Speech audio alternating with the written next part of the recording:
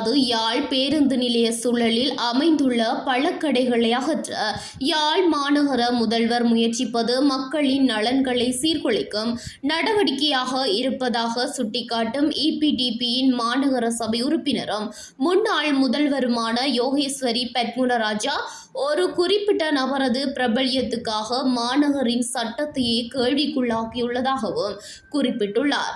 யாழ் மாநகரின் உறுப்பினர் தர்ஷானந்தின் பழக்கடைகளை அகற்றுவது தொடர்பில் கொண்டுவரப்படும் பிரார்த்தனையை எதிர்த்து யாழ் மத்திய பேருந்து நிலைய சூழலில் அமைந்துள்ள பழக்கடை வியாபாரிகள் மாநகரை முற்றுகையிட்டு போராட்டம் ஒன்றை இன்றைய தினம் முன்னெடுத்திருந்தனர்.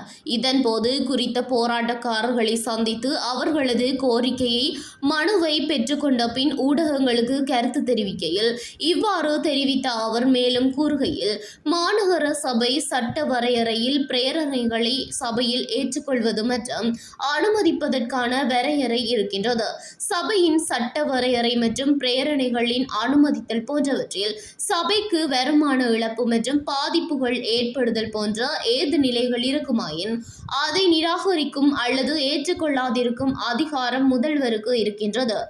அந்த வகையில் சட்ட ரீதியாக வழங்கப்பட்டு வரி வசூலிக்கப்படும் கடை தொகுதி விவகாரத்தில் உறுப்பினர் ஒருவரால் கொண்டுவரப்பட்ட பிரேரணையின் ஏது நிலைகள் குறித்து ஆராயாது அதை முதல்வர் ஏற்றிருப்பது மாநகரின் சட்ட விதிமுறை மற்றும் இருப்பை சவாலுக்குட்படுத்துகின்ற நிலை உருவாகியுள்ளது.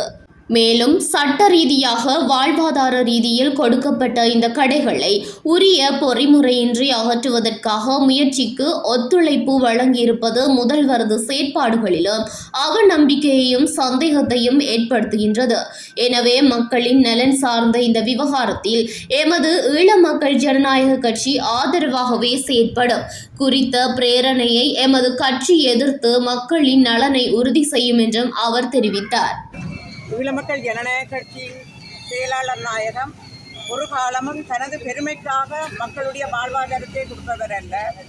சரியான முறையிலே இனங்கண்டு உண்மையான ஏழை மக்களுடைய வாழ்வாதாரத்தை உயர்த்துவதற்காகத்தான் அவர் கொடுப்பவர். எனவே எங்களுடைய இந்த வியாபாரிகள் சங்கத்தினுடைய தலைவர் சொன்னார், அவர்களுடைய பெருமைக்காக கொடுத்தார்கள் என்று சொல்லி பெருமை உங்களுக்கு தான் இந்த பெருமை என்று சொல்லி நாங்கள் அவ்வாறு யோசிப்பதில்லை. எனவே அவ்வாறு சொல்லுவது உண்மையாக எங்களுடைய தலைவருக்கு ஏற்படுகின்ற இழுக்காகும். இது என்ன நடந்ததுன்னு சொன்னால் இதுக்கு ஒரு பெரிய வரலாறு இருக்குது. போர் முடிந்த பின்னர் யாழ் மாநகர சபையை நாங்கள் 2009ஆம் ஆண்டு ஈழமக்கள் ஜனநாயக கட்சியினர் கைப்பற்றுகின்றார்கள். எனவே யாழ் நகரை ஒழுங்குபடுத்த வேண்டிய ஒரு கட்டாய தேவை எமது சபைக்கு இருந்தது.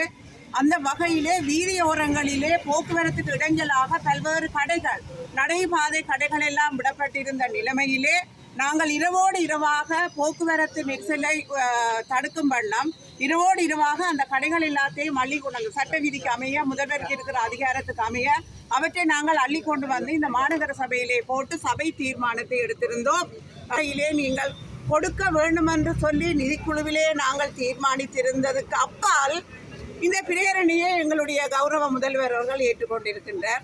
உண்மையாக பிரேரணைகளை கொண்டு வருகின்ற போது சில வரைமுறைகள் சட்ட நடைமுறைகள் இருக்கின்றன. என்ன மாதிரி என்று சொன்னால் சட்ட வரைவுக்கு மேலாக இதுக்கு முரணாக எந்த பிரேரணைகளையும் முதல்வர் அங்கீகரிக்கப்படாது.